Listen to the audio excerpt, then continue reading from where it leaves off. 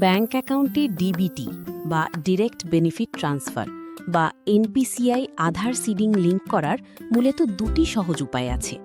আপনি এটি অনলাইন অথবা অফলাইনে করতে পারেন। নিচে দুটির পদ্ধতিই দেওয়া হলো। ১.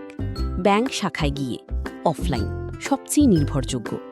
যদি আপনি নিশ্চিতভাবে এবং ঝামেলাহীনভাবে লিঙ্ক করাতে চান, তবে আপনার হোম ব্রাঞ্চে যাওয়াই সবচেয়ে ভালো।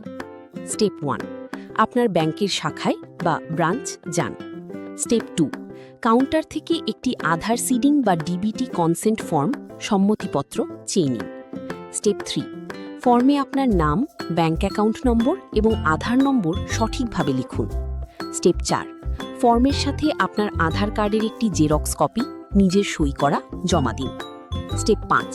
ব্যাংক কর্মকর্তা আপনার আধার লিঙ্ক করে দেবেন এবং এটি সাধারণত 2 থেকে 3 কার্যদিবসের মধ্যে অ্যাক্টিভেট হয়ে যায়। 2. নেট ব্যাংকিং বা মোবাইল অ্যাপের মাধ্যমে অনলাইন। যদি আপনার অ্যাকাউন্টে নেট ব্যাংকিং বা মোবাইল ব্যাংকিং অ্যাপ চালু থাকে, তবে ঘরে বসেই করতে পারবেন। যেমন SBI, PNB, bank of Baroda বা আইপিপিবি ইত্যাদিতে এই সুবিধা আছে। স্টেপ 1. আপনার ব্যাংকের অফিসিয়াল অ্যাপ বা নেট ব্যাংকিং পোর্টালে লগ ইন করুন। স্টেপ 2. সার্ভিসেস, সার্ভিস রিকোয়েস্ট অথবা প্রোফাইল সেকশনে যান। স্টেপ 3. সেখানে আধার লিঙ্কিং বা আধার সিডিং অপশনটি খুঁজে বের করুন। স্টেপ 4.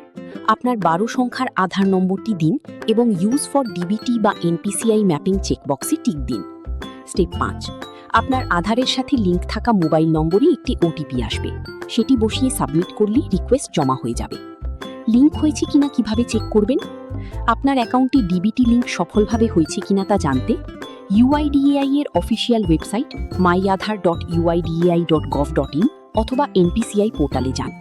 ব্যাংক সিডিং স্ট্যাটাস অপশানে ক্লিক করুন। আধার নম্বর ও ক্যাপচা কোড দিয়ে ওটিপি ভেরিফাই করলেই দেখতে পাবেন কোন ব্যাংক অ্যাকাউন্টের সাথে আপনার ডিবিটি সক্রিয় এনেবলড রয়েছে।